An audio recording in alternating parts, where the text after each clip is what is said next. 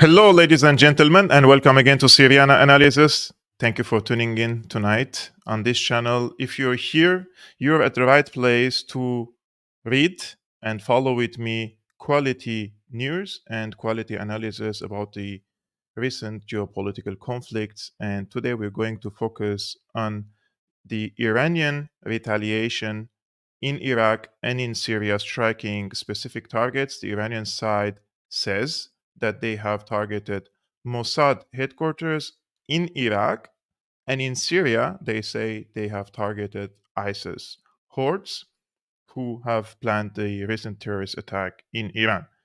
I don't know if Iran actually targeted a Mossad headquarters, and I don't know if they targeted the ISIS hordes in Syria who have planned the recent terrorist attack. However, we're going to discuss the geopolitical implications of these strikes and how Iran is sending a message to the United States and to Israel by these serious attacks. I would put it in this context or in these wordings, by using ballistic missiles and the type of missiles that probably were not used in the past in the neighboring countries. But before that, yesterday we had a live streaming with Radi Francis, and one of the commentators was asking me about the Keffiyeh. In Arabic, we say Kufiyeh. So the Kufiyeh, I put the links for the people who want to show solidarity with the Palestinians in the comments below, and I pinned it. And I said, guys, if you want to show solidarity with the Palestinians, buy the Keffiyeh or the Kufiyeh. And there were two links, one from the United States, if you're living in the United States, and the second one in Germany, where I am at the current moment. So the comment was from one of the friends and followers of Syriana Analysis. What does the Keffiyeh or the Kufiyeh represent? What does it symbolize? I remember in 2009 and 2010, I was studying, and I studied in France in Sciences Po, EU affairs, and our program was international, and we had students from all around the world. And there was a woman from the United States, from LA, and she was wearing the Kufiyeh. And I was like surprised. And since then, I was enthusiastic about the Palestinian case, anyways. So I asked her, I said, she's American with Asian features. And I asked her, good, like you're wearing keffiyeh, you come from LA. Like, are you in solidarity with the Palestinians? And she was like, what? What Palestinians? And she said, I just like bought this from a fashion shop and I thought it's about fashion. I said, no, this is not about fashion. This is that you're showing solidarity with the Palestinians. And since then, and the second day, and the third day, and the fourth day, she never wore that keffiyeh again. Anyways, why I'm telling you this story, because I received this question from one of the followers of Syriana Analysis. So I found a very short, actually, video, just 1 minute video about the keffiyeh that we can watch together and see what does it symbolize. And if you're convinced by it, you can buy a keffiyeh, and I put the links again in the description, and I will pin it again in the comments below. So let's see.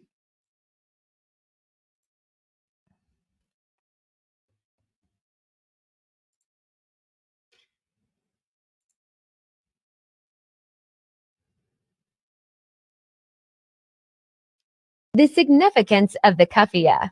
The Keffiyeh is considered an icon for Palestinian nationhood, and it is also considered as the Palestinian unofficial flag. Palestinian men used to wear them in the villages to protect themselves from the heat in summer and from cold in winter. Its unique but simple patterns gets its inspiration from the Palestinian countryside and life. This olive tree, for example, represents strength and resilience, while this fishnet represents the connection between a Palestinian sailor and the Mediterranean Sea.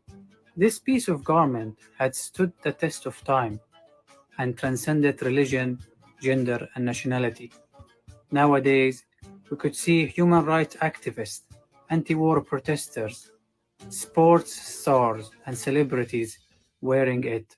The significance of the Keffiyeh.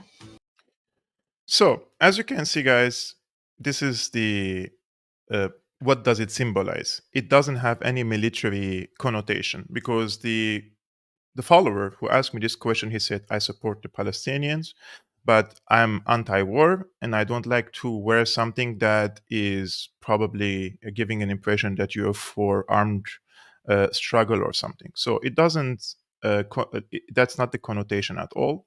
And secondly, if any Palestinian, let's say, military leader is wearing it, that's normal because he's Palestinian, but this is not an exclusive thing for that. So if you want to buy it, guys, this is an affiliate link in the description below, and then you will find it in the comments. Now let's move to today's topic. At the beginning, I would like to tell you what happened after the ICJ hearings.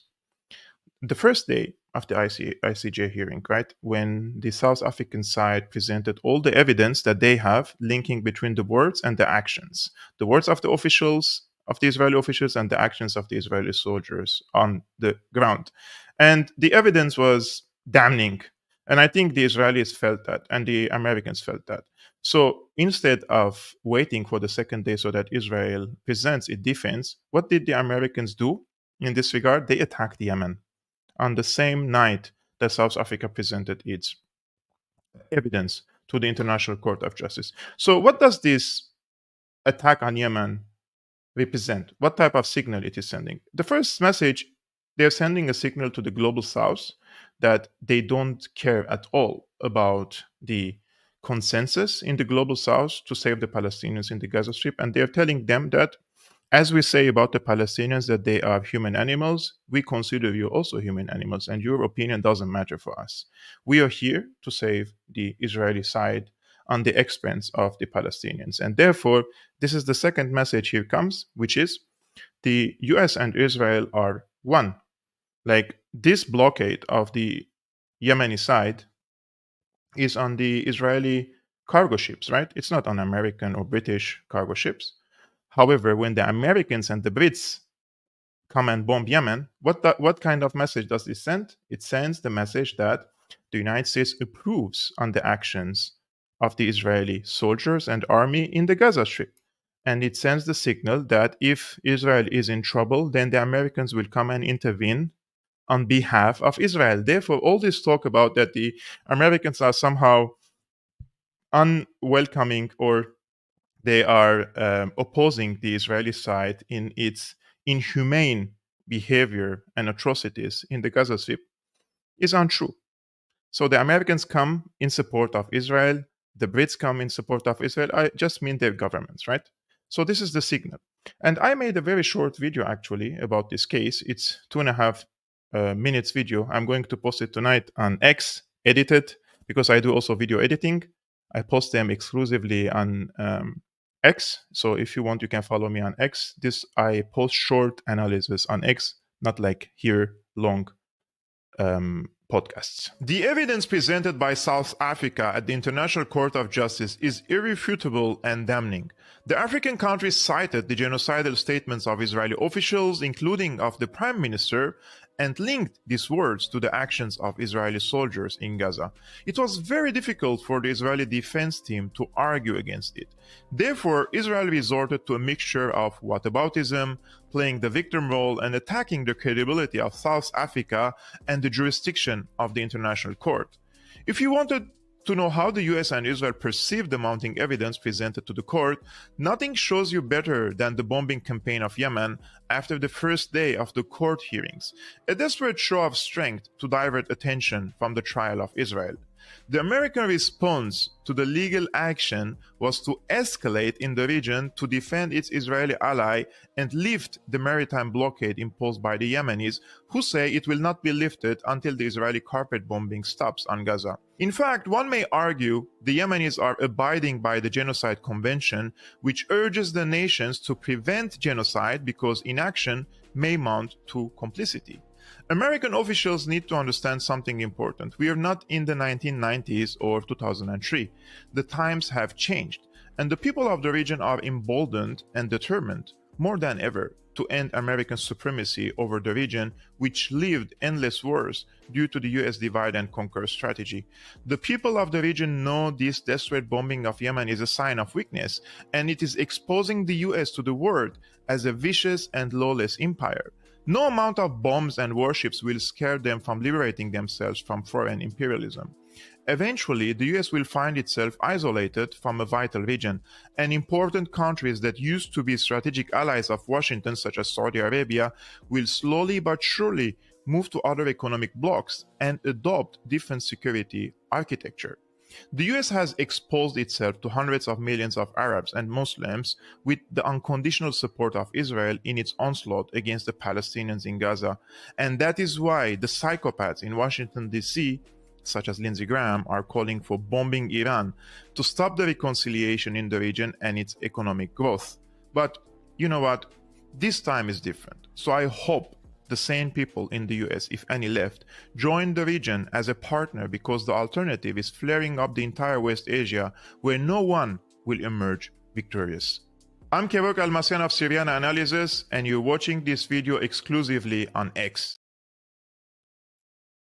So this video is going to be posted tonight at 8 p.m. Central European Time and X edited. The video editing is done. And this is what Kim.com says in this regard. He says the rules-based international order commits genocide in Gaza and sets the Middle East on fire right after they lost a proxy war with Russia and killed hundreds of thousands by telling Ukraine not to sign a reasonable peace deal that was agreeable to them. Time for some new order? I think so too. David, it's time. It's time. It's really time. Like in Arabic, we say khalas. You know, the people are really frustrated and people have had enough of this unipolar world, the rules based order, and the divide and conquer strategy. You know, people want to develop, want to follow the technological development, the social development, and they want to do free business.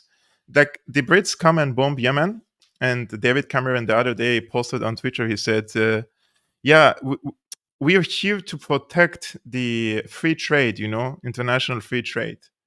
And it's so sickening to listen to him while he's saying that, while his country and also the United States, both of them impose draconian sanctions on many countries around the world, including my country, Syria, and they ban and block business and any businesses to operate in Syria and anyone in Syria to do business with the outside world. Even the apps and softwares, guys, that you take it for granted when we want to download them on the apps or anything, those are all banned and blocked in Syria, right? And the reason for that is this inhumane sanctions on the Syrian people. So I truly believe this double standards and the hypocrisy must come to an end. Otherwise, only one side is going to thrive and the other sides are trying to catch them, but they can't because they cannot have control over their natural resources, such as the case of Syria. The Americans occupy the oil fields and the gas fields. They burn the wheat farms in the eastern shore of the Euphrates. And speaking of national treasures or the national resources, natural resources of any country, since we're going to speak about today about Iran, right? So what happened in Iran in the past decades? Why is Iran so problematic now for the Americans? I mean, before 1953, they had a leader, Mossadegh, and Mossadegh came with elections, and he came through democratic means, as the Americans and the Brits always want for the world leaders or the regional leaders to follow, right? But this guy said he's going to nationalize his oil sector, just like Jamal Abdel Nasser in Egypt said, I'm going to nationalize the Suez Canal. What did they do with the Jamal Abdel Nasser? Israel, the UK, and France, they bombed Egypt because they didn't want for Jamal Abdel Nasser to nationalize the Suez Canal. And what did they do with Iran? They orchestrated the CIA and the MI6. This is not my analysis, by the way. This is not some sort of a conspiracy theory. It's the CIA and MI6. They confessed today, because they removed the secrecy on the documents, that they orchestrated the coup d'etat in Iran in order to restore the British control over the oil sector in Iran. So they don't want any countries to have access and full control over their territories and over their natural resources. So they removed Mossadegh from power and they brought a Shah. And Shah was a king and it was a dictatorship. But they don't care as long as he's following the orders and the dictates and he's basically the interests of the Americans and the Brits are reserved in this country, then there is no problem. Just like in any other country where they have a monarchies or they have someone who is ruling for 40 years, as long as this person is satisfying the American needs, there is no problem with that. So America doesn't really oppose dictatorships. They only oppose the leaders who are not satisfying the needs of the Americans, and including the democratic leaders such as Mossadegh back then, that they removed him from power. So what happened between 1953 to 1979?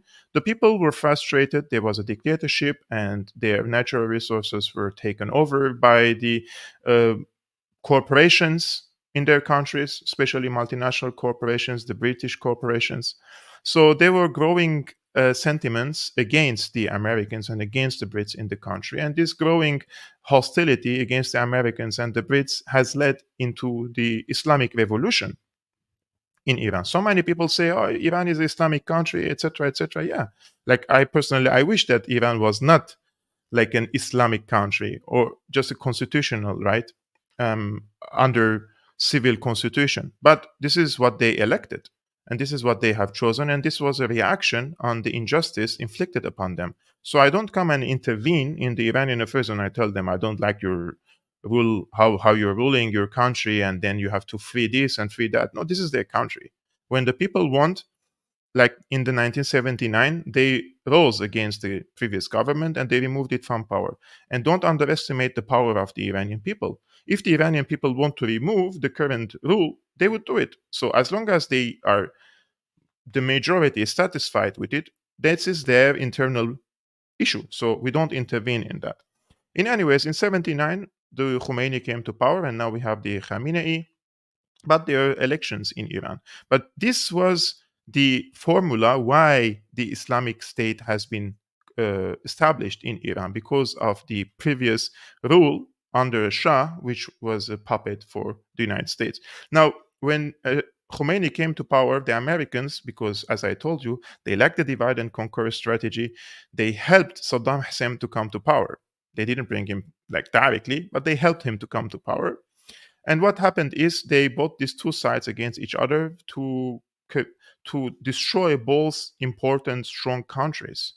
So Iran and Iraq went into, I think, 6 or 8 years of war between 82 and 88.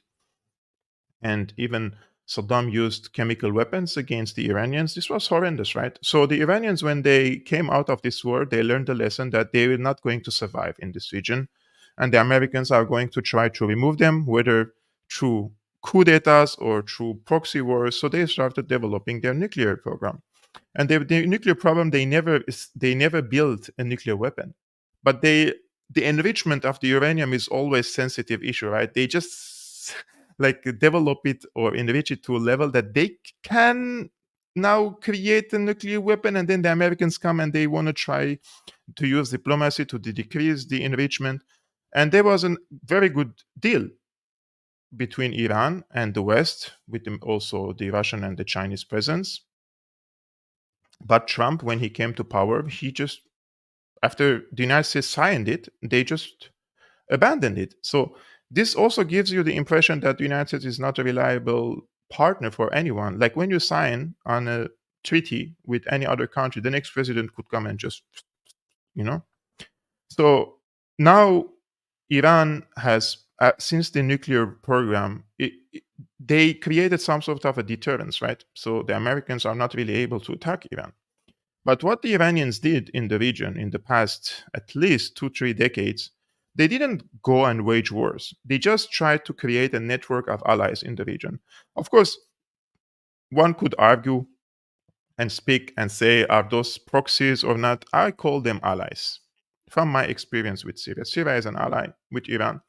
Iran discusses with Syria. A proxy is someone who is doing the bidding and the fighting of the master, right? Iran is not the master of Syria. Iran is not the master of any militias in Iraq or in Yemen. Those parties have their independent thoughts and their independent decision making, but they have joint operational rooms and they discuss these things. Therefore, I don't call them proxies. The proxy is like the Free Syrian Army. They receive their weapons from the United States. They don't have money to pay for the Americans, so they receive it in exchange for services on the ground in Syria. And they do the bidding of the Americans. They're fighting for America, basically, right? Those are proxies. But the Iranians are not the masters in this equation. And they don't have enough leverage even for the Houthis. Now, even the Iranians, if they tell the Houthis to stop the attacks on Israeli cargo ships, they're not going to listen to them, right?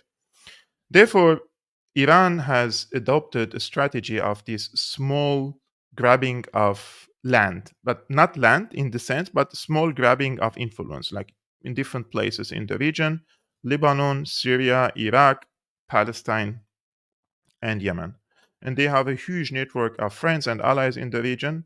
And all these parties have an intersection of interests with Iran that Iran doesn't have to tell anyone anything, but because they're acting on similar grounds, so they act accordingly, and it serves the Iranian interests in the region. This was scary for the Arab Gulf states, and that's why when MBS came to power, he said he's going to bring the fight in Iran, etc. But then he realized that this is a mission impossible mission. So he is now seeking a diplomatic relations with Iran, and this is good news for the region. We have to decrease the flares of the conflict in the region. But we have a bully, as the Americans in the region. Nobody invited them in Syria, for example. They're there. The Iraqis are telling them to leave the country, but they're there. And in the past month, a few important developments happened, one of which was a terrorist attack in Mehran in Iran, which killed over 100 civilians. And some of the Iranian generals were killed in Syria. The leader of Hamas was assassinated in Beirut, all of which, or these assassinations happened by Israel. And the terrorist attack, ISIS, they said they are responsible for it. And now Iran, shockingly, I would say, they struck positions in Iraq and in Syria. Yesterday night, Iran said that it destroyed espionage headquarters of Israel's Mossad in Iraqi Kurdistan. Iran's Revolutionary Guard Corps, IRGC, said they destroyed the espionage headquarters of Israel's intelligence agency Mossad in Iraqi Kurdistan. The IRGC said they attacked espionage centers near Iraq's northern city of Erbil with ballistic missiles, according to Iranian state media. Explosions were heard in an area some 40 kilometers northeast of Erbil, in the semi-autonomous Kurdistan region. 3 security sources told Reuters 2 dead and 5 wounded civilians had been brought to a local hospital after the explosions, 2 media sources told the agency. Ballistic missiles were used to destroy espionage centers and gatherings of anti-Iranian terrorist groups in the region late tonight, the IRGC said in a statement. One of the people who died in this attack is Peshrau Dizaye. He's, I think, Kurdish. He facilitated oil exports to Israel, and he was hit by an IRGC missile in Erbil and died. He was a businessman and owner of the Falcon Group. And another statement by the IRGC came about Syria. On Syria, they said the Islamic Revolutionary Guard Corps, in response to the recent crimes of terrorist groups in the unjust martyrdom of a group of our dear compatriots in Kerman and Rask, gathering places of commanders and main elements related to the recent terrorist operations, in particular ISIS, was identified in the occupied territories of Syria and destroyed them by firing a number of ballistic missiles. I'm not playing the videos, guys, of the firings because YouTube is detecting these videos, this type of videos, and they consider them violence, they consider them sensitive topics, and they're just demonetizing the videos, unfortunately speaking. But I'm sure most of you already saw. And before I continue, 500 people are watching this video. I would really, really appreciate it if you hit the like button now. It really helps me in boosting this video, and more people join this live streaming now. And also, after the live stream is over, more people would see this video appearing on their timeline. Now, some analysis of what's happening. You remember the Professor Mohammad Marandi. He was a guest on our channel, Syriana Analysis, I think 2 weeks ago. And he was on Al Jazeera, and this was his analysis on this matter. I think it's very important to listen to the perspective of the Iranian side, since he lives in Iran and he was an advisor to the Iranian government, and I think he knows what is he talking about. Well, let's now bring in Mohammad Marandi. He's a political analyst and also a professor at the University of Tehran. He joins me now from the Iranian capital. Professor, this appears to have been a very targeted operation, seemingly a calibrated response. How concerned are you about regional escalation? I mean, those fears have been very, very real for many watchers since October the 7th. Everyone is concerned about escalation, except for apparently the Israeli regime and its American allies. Almost from day one, the Iranians, along with many others across the region, have been calling for a ceasefire and the Americans have been refusing to support a ceasefire. And so have most EU countries alongside the Americans. And as the fighting went on and as the genocide in Gaza grew worse, the fighting began to spread. Hezbollah in the north, they have been fighting literally from day one. They've given 150 or so martyrs because they have been trying to draw away the Israeli military from Gaza. And more recently, Ansarullah has been putting pressure on ships going to Israeli ports to build on more pressure to end this Holocaust. And of course, the resistance in Iraq has also been active to put pressure on the Americans to end this. But so far, we haven't seen de-escalation. We're only seeing escalation. I think the strikes that the Iranians have carried out are both to target Mossad offices and terrorist organizations, but also to send a message to the Israelis and the Americans that this escalation will hurt them more than anyone else. Well, let me ask you. I think this is the most important part of his analysis here, that this was a message to the Americans and the Israelis that any type of escalation will hurt them the most. Because we have a situation where the Americans are now retaliating or bombing Yemen on behalf of Israel. And they are also present in Syria, and they're saying that they're going to send between 1,500 to 2,500 new soldiers to Syria and Iraq, uninvited, illegal occupation forces. So what are they going to do in these countries? Why are they sending boots on the ground? So this is also a retaliatory or a warning attack, probably from the Iranian side against the Americans, that any sort of escalation, this time we're going to target your positions and your interests in the region, and you're going to lose. It's not like lose militarily, like defeat and surrender. No, you're going to, your interests are going to be damaged, right? And one of the messages I think that the Iranians sent here when they targeted a location near the consulate of the United States in Erbil, not the consulate, near the consulate, and they said there was a Mossad gathering, and they also said that the Mossad gatherings are happening around the American consulate in Erbil because they think these areas are immune from any sort of attack. So this is a big message, yes, to the Americans. More about this, because some of these strikes, they took place in an area around the US consulate, as I understand, but it was not hit, the building itself. So what is Tehran's message to Washington right now? Is this just about a show of military might, or does it go beyond that? Many of the offices of terrorist organizations and the Mossad are very close to the US consulate because that they feel protected. But the Iranians were striking these targets because unfortunately northern Iraq is heavily infiltrated.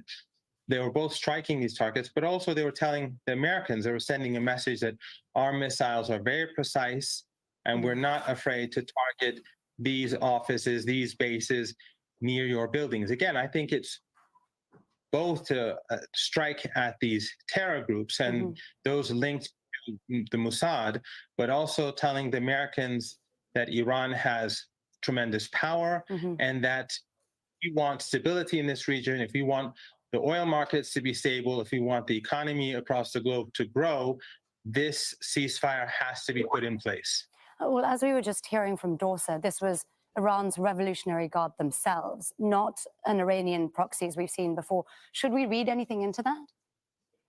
See what Marandi says in this regard about the proxy and the difference between a proxy and an ally and a friend. Well, I don't believe Iran has any proxies. These are all Iranian allies, whether in Yemen, Lebanon, Iraq. In Iraq, the Iraqi armed forces alongside the Iranians fought on the ground to defeat ISIS, the same ISIS group that was created thanks to Western and NATO intelligence agencies. But so they're not proxies, they have agency. All these groups, this resistance front from Lebanon to Yemen, to Gaza itself and Iraq, Iran. Everyone is piling on pressure gradually to force the Americans to end this Holocaust. We wake up every morning to see dead bodies on our cell phones, on the television screen. This has to end. And if it does not end, when war continues, things will happen, and it will automatically push the region towards greater escalation. If the massacres do not stop in the Gaza Strip, things will happen. Things means military escalation. And I will be very honest with you. I don't think that the Iranians will be satisfied by a ceasefire in the Gaza Strip. The Iranians are working to kick the US out of the region. Seriously working on it. And the shift of the monetary power from the west to the east and the global south, and we can see that the people in the region are emboldened and determined and challenging, right? Can you imagine in 2003 or in 2005 if the US comes and bombs a country in the Middle East? What would be the situation in this country? This country would be deterred, right? Now a country like Yemen, a very poor country which lived a horrendous war and still ongoing in some of the places in Yemen. There is starvation in Yemen. The UN says it's the world's number one humanitarian catastrophe in the world. And despite that, one of the poorest nations in the world is challenging the United States and telling the Americans, you're not going to prevail. This is unprecedented. I'm explaining this on a psychological level, right? If this was happening 20 years ago and the Americans sent their warships, everybody would be shaking, have shaky legs, right? Now the non-state party, non-state actor like Hezbollah, they're mocking the Americans, showing them their turbines and their missiles that they can hit their warships, and their drones that they can hit the warships and they can hit the aircraft carriers. The Houthis or the Yemenis, when the Americans and the Brits targeted in Yemen, bombed Yemen, the second day they bombed American cargo ship. And now they say even the American cargo ships will be targeted. So there's something that I do not really understand. The Americans, they just shot themselves in the leg, because before this attack on Yemen, the Yemenis were only targeting the Israeli cargo ships and saying, let the massacres stop, and then we allow them to move again. But now the Americans and the Brits intervene, and now their cargo ships will be targeted again. It's just counterproductive. Like, this is not a policy. This is not a foreign policy. Sharmin Narwani, she's a columnist for The Cradle. She wrote this. Here is what just happened, she says. The Iranian Revolutionary Guard Corps launched several missile attacks tonight on specific targets in Iraq and Syria. According to their statements, the targets were 1. Terrorist groups responsible for the bombing of civilians in early January in Kerman, Iran, and 2. A Mossad headquarters in Erbil, Iraqi Kurdistan, believed to be responsible for assassinations of key Axis figures. This is very smart for a variety of reasons. Iran flexed its muscle tonight, reminding detractors that it was never out of the game. It took specific, justifiable, retaliatory actions against terrorist targets. It did so in a way that reminds the supporters of said terrorism, the UK, US, Israel, that the Islamic Republic will act with overwhelming force when directly challenged. Importantly, Iran didn't enter or expand the regional war. It drew a deterrence line for its enemies and warned against unchecked military escalation in its neighborhood. The US announced today it would send 1,500 more troops to both Iraq and Syria illegally without consent from either state. Iran behaved as a sovereign state tonight, something the US hates to see anywhere. It defended its territorial integrity, punished terrorism, and flexed just enough muscle to warn off aggressors. Nicely played.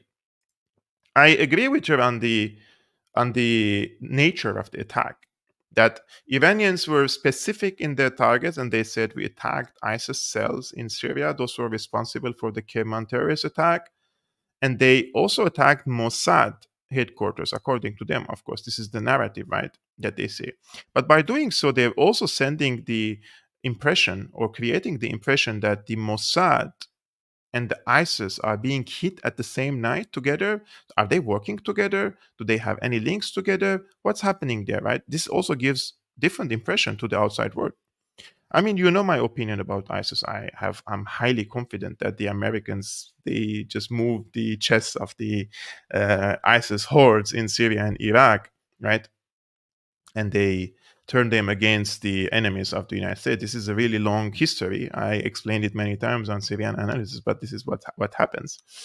And now, by doing so, Iran is drawing a deterrence line, and they say if the Americans escalate in Yemen, if they are sending troops to the region, and they're going like thinking of escalation, we can hit specific targets. We can use ballistic missiles, not some rockets here and there, because in Syria, up until this moment, they just fire some rockets. The Syrian forces, and those are supported, of course, by Iran, some national defense forces, and they're just firing some rockets. But those are precision missiles. They were used by GPSs, and they were used big warheads against specific targets. So let's see how the Americans will react in this regard. If you remember Ali Hashem, he is a senior political commentator and journalist for Al Jazeera. Again, he used to work for Mayadeen, BBC, etc. He says, this is my 2 cents on the Iranian missile attacks on targets in Iraq and Syria. What's the significance? We're joined now by our correspondent Ali Hashem, who spent a significant amount of time in Iraq. Ali, break this down for us then. What's the possible significance of what's going on here? Well, the main issue is that we are in a situation, the whole region is in a war. I mean, main war right now going on in the Israeli war on Gaza. And there is tension on several fronts, whether in Yemen, in Lebanon, Iraq itself. This is the first time that the Iranians are getting closer to a tense situation. They've been distancing themselves over the past 3 months from any kind of tension. And today, there's a different situation where the Iranians are, first of all, retaliating to multiple suicide attacks by hitting what they describe as ISIS positions in Syria. This is one. But the second attack is linked to this tension, the regional tension, because the Iranians are accusing the Israelis of killing one of their commanders in Syria, Sayyid Razi Mousawi, last month. Also, there are another 2 senior Iranian RGC officers who were killed in Syria, also accused by Iran on Israel. So they're saying now that they retaliated by hitting a Mossad center in Erbil. Now, the issue here is that there was a lot of speculations whether this was an attack on a U.S. consulate. The fact is that the Americans denied this, but this building that was hit is close to the U.S. consulate. It's close also to the airport in Erbil, and it's also close to a U.S. base in the airport. So there are some analysts that are saying that this could be a message with fire. At the time when the whole region is already on fire. This is the significance here.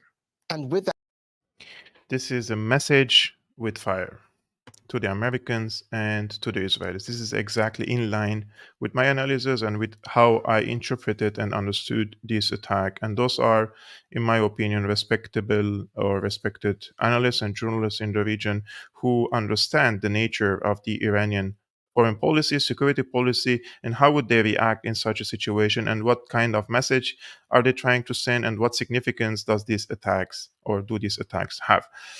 Now I am going to link this package of events that happened, and also the package of events that I told you at the beginning from 1979 to today, and I'm going to link it to an article that I read today on The Guardian.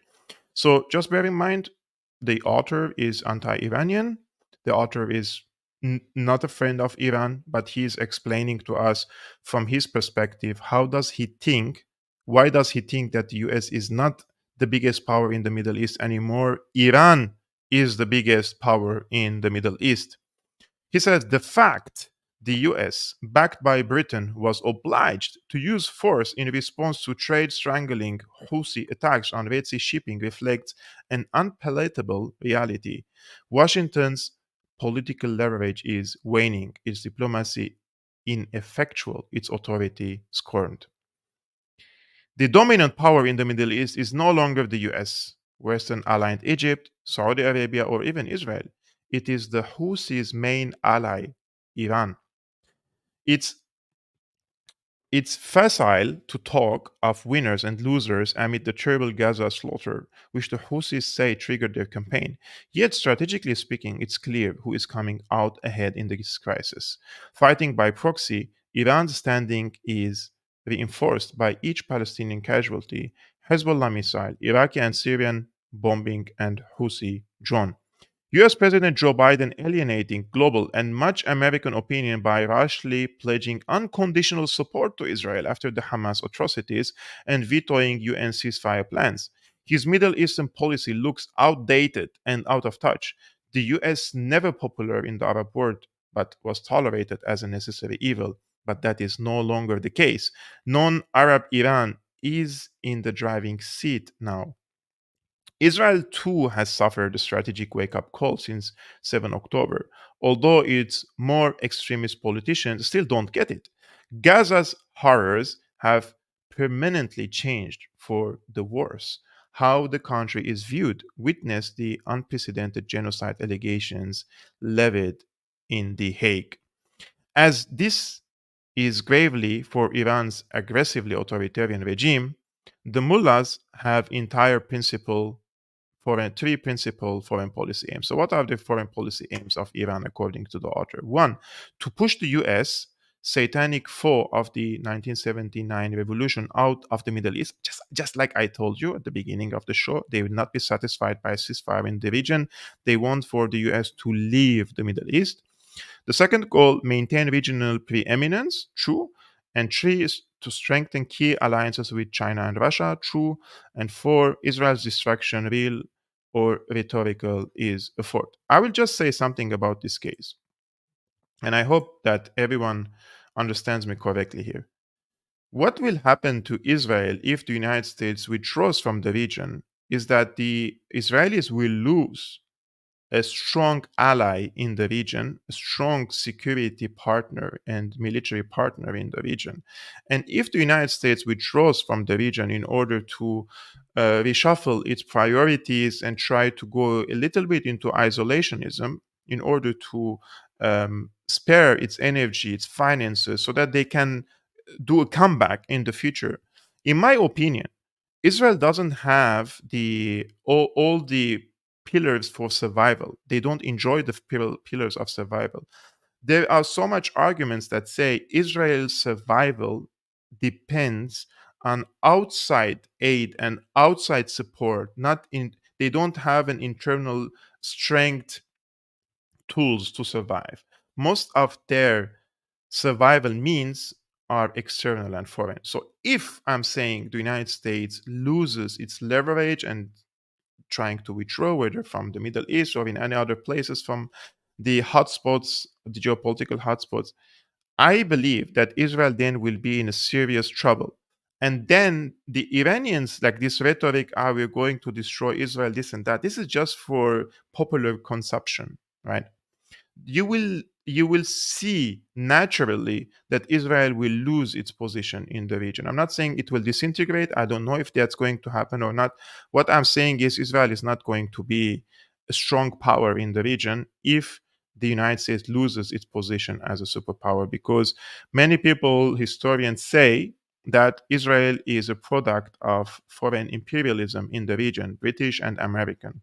Therefore, if the British and the American imperialism fades away or loses its status, then the Israelis will also lose their status in the region. Now, When taken together with Hamas in Gaza, Palestinian West Bank factions, and Iraq and Syria based militias, it's plain Iran has assembled a remote controlled coalition of the willing to outlast the US. Bombing Houthi bases rather than pushing for a ceasefire in Yemen's long running civil war will not change this reality. More likely, it will fuel Iran's anti Western, anti Israel, region wide resistance narrative. That's correct. Since Xi Jinping took power over a decade ago, China has created spheres of geopolitical and economic influence to rival and, if possible, supplant those of the US. Iran is central to Xi's plans. In 2021, the two countries signed a 25-year strategic investment and energy pact. Under Chinese sponsorship, Iran has joined the BRICS group and the Shanghai Cooperation Organization. With Russia, it's all about guns. Iran supplies armed drones that Moscow uses to kill Ukrainians. US intelligence reportedly believes Russia's Wagner mercenary group plans to provide Hezbollah with a medium-range air defense systems, a startling provocation if true. It's not true. Hezbollah will never take arms from this is just my opinion.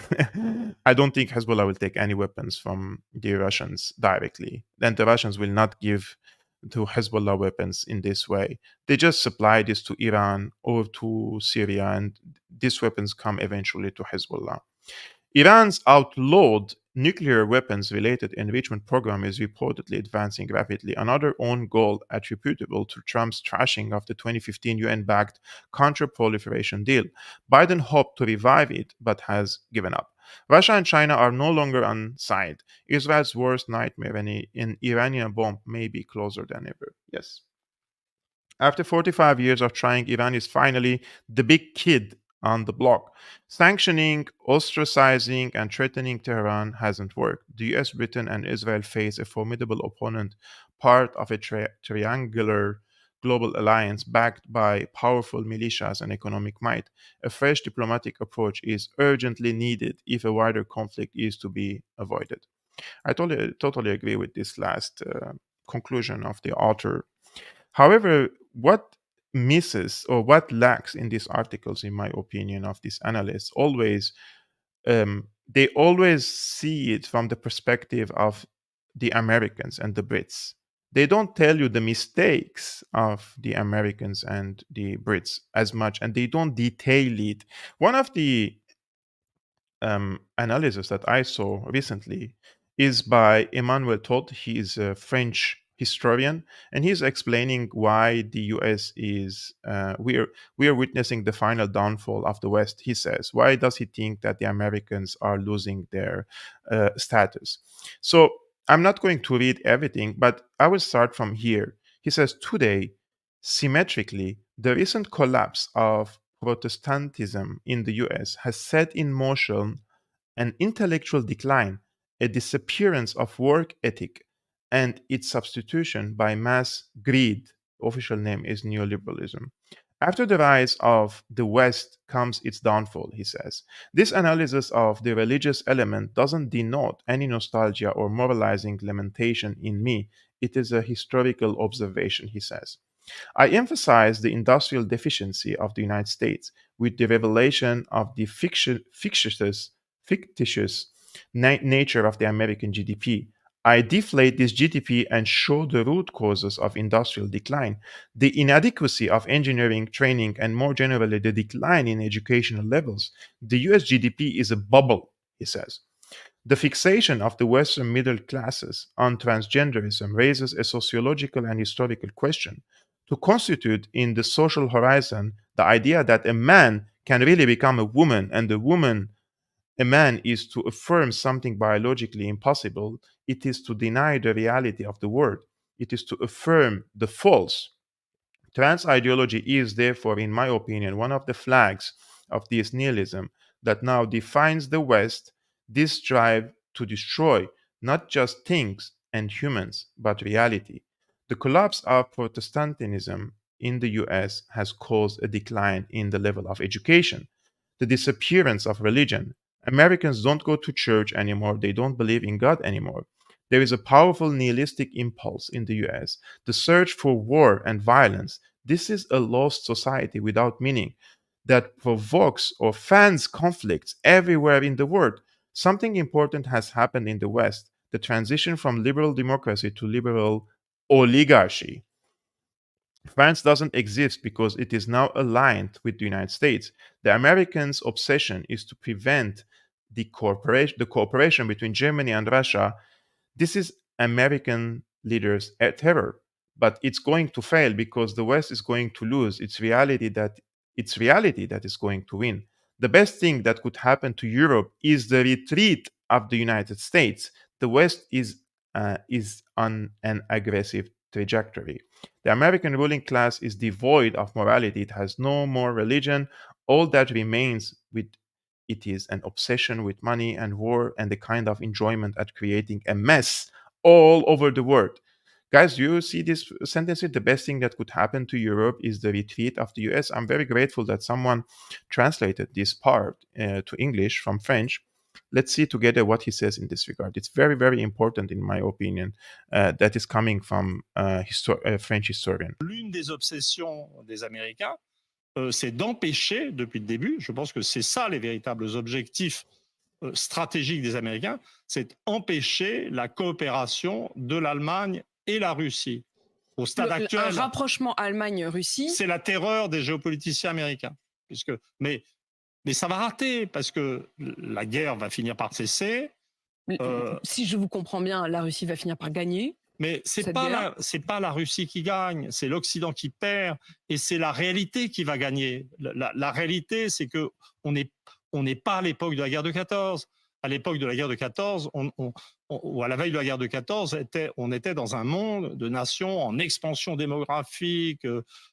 La puissance économique, industrielle et militaire jaillissait de partout, et tout le monde avait peur que son voisin soit plus rapide dans la croissance. Donc les Français avaient peur des Allemands, les Anglais avaient peur des Allemands, les Allemands avaient peur des Russes. Il y avait des ressources démographiques inépuisables, et ça a permis d'entretenir 2 guerres mondiales. Mais maintenant, ce qui caractérise le monde avancé, c'est le déficit démographique. Ce qu'on aura après, c'est-à-dire qu'une fois que, alors là je le dis franchement, honnêtement, que les États-Unis auront accepté de se retirer de leur empire, de l'Eurasie, de toutes ces régions où ils entretiennent les conflits, et au contraire de ce que tout le monde pense, on se dit, qu'allons-nous devenir quand les États-Unis ne nous protégeront plus? Mais vous dites qu'il ne se passera rien. Mais pas du tout, on sera en paix. Oui. On sera en paix. Mais Emmanuel, la meilleure chose qui pourra arriver à l'Europe, c'est la disparition des États-Unis.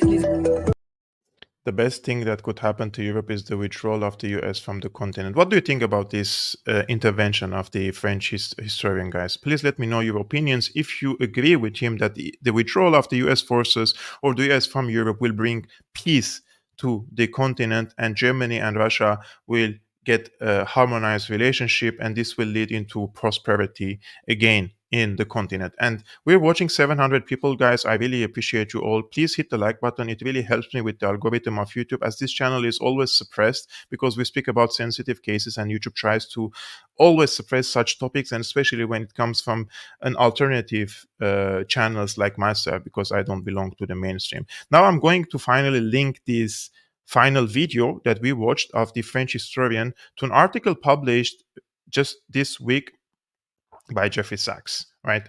Jeffrey Sachs, you all know him. He's an American economist, and recently had a wake-up call. He published this article on the 15th of January, and he says, when it comes to foreign policy, the President of the United States has 2 essential rules. The first is to rein in the military-industrial complex, or MIC, which is always pushing forward. The second is to rein in U.S. allies that expect the U.S. to go to war on their behalf. A few savvy presidents succeed, but most fail. Joe Biden is certainly a failure. He gives some historical examples here. We're not going to go through the exact examples, but now he says 60 years onwards, after Eisenhower, the MIC, or the military-industrial complex, has an iron grip on American foreign policy. As I have recently described, foreign policy has become an insider racket, with the MIC in control of the White House, Pentagon, State Department, the Armed Services Committees of the Congress, and of course the CIA, all in a tight embrace with the major arms contractors. Only an exceptional president could resist the endless war profiteering of these mammoth war machine. I mean, who is this exceptional president that could do that? Even Trump cannot do that, right? I don't know, guys, about you. If you're from the United States and you think that Trump can change this, please let me know in the comments below about this case. Alas, Biden doesn't even try.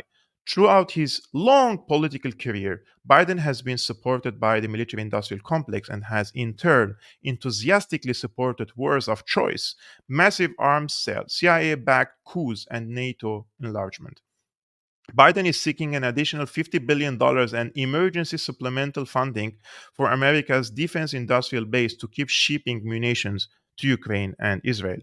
Biden doesn't have any realistic plans for Ukraine and even rejected a peace agreement between Russia and Ukraine in March 2022 that would have ended the conflict based on Ukrainian neutrality by ending Ukraine's futile bid to join NATO. Futile because Russia will never accept it. Ukraine is big business for the military industrial complex, tens and potentially hundreds of billions of dollars of arms contracts, manufacturing facilities across the US, the opportunity to develop and test new weapon systems. So Biden keeps the war going despite the destruction of Ukraine on the battlefield and the tragic and needless death of hundreds of thousands of Ukrainians. In Israel, Biden's failure is even more on display. Israel is led by an extremist government that revels the two-state solution. Israel is led by violent zealots who make the messianic claim that God has given Israel all the land of today's Palestine, including the West Bank, Gaza, and East Jerusalem.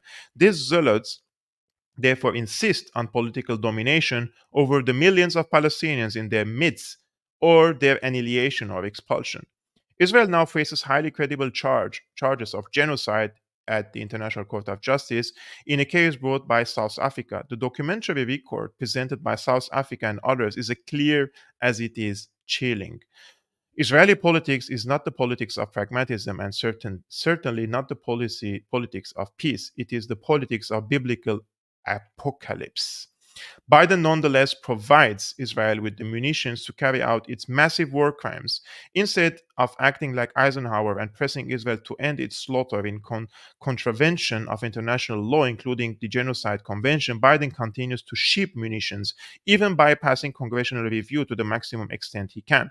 The result is U.S. diplomatic isolation from the rest of the world and the growing involvement of the U.S. military in a war that is rapidly and all too predictably explaining across Lebanon, Syria, Iraq, Iran, and Yemen. This is coming from Jeffrey Sachs. It's not coming from me. It's not coming from Iranian analysts. It's not coming from Syrian analysts. It's not coming from anyone who is anti-American. He was part and still probably part of the establishment in the US. Is a critical voice of the US foreign policy, and I respect this opinion in this regard. And this also reminds me of what the French historian said, that the United States has moved from, or the West has moved from a liberal democracy to liberal oligarchy. And this is why profits now is more important than objectives. What is the objective of the US foreign policy now in the region? Is it escalation? It shouldn't be, right? They should seek peace. They should establish a relationship with all the countries based on mutual respect, and then do trade between each other. But because the American economy has now is based on selling arms, so every opportunity of a war, every war is an opportunity for them, right? So they flare up so that they can sell these weapons, and this is something that everybody around the world, probably except some of the few in the United States, in Israel, and some of these islands that nobody heard of them, are sick and tired of this. People want peace. We will want prosperity. And that's one of the reasons why I established this channel, in order to enlighten the people of the happenings around the world, the geopolitical conflict, so that we can enlighten the people and show them that there is an alternative way. There is a way of mutual cooperation. There is a win-win solutions for lots of conflicts. And there should be a world police or world polices who are interested in establishing peace and security and stability, instead of being a bully and trying to flare up the conflicts. And when one of their allies are accused of committing genocide in the ICJ, then they don't come to defend the the accused, right? And in this case, it is Israel. Guys, thank you very much for watching this live streaming. I really appreciate you all. We're still hundreds of people watching this live stream. Please hit the like button before you leave this video. I would really appreciate that. And if you want to support my independent work, please become a patron. The link is scrolling now on the screen, patreon.com/Syriana Analysis. And I will probably see you tomorrow again at 17 or 18 Central European time, because tomorrow in the morning I have to go to my other job. I have to follow the other job too. And I will do my best to arrange another live streaming. I will keep you posted. So, salam.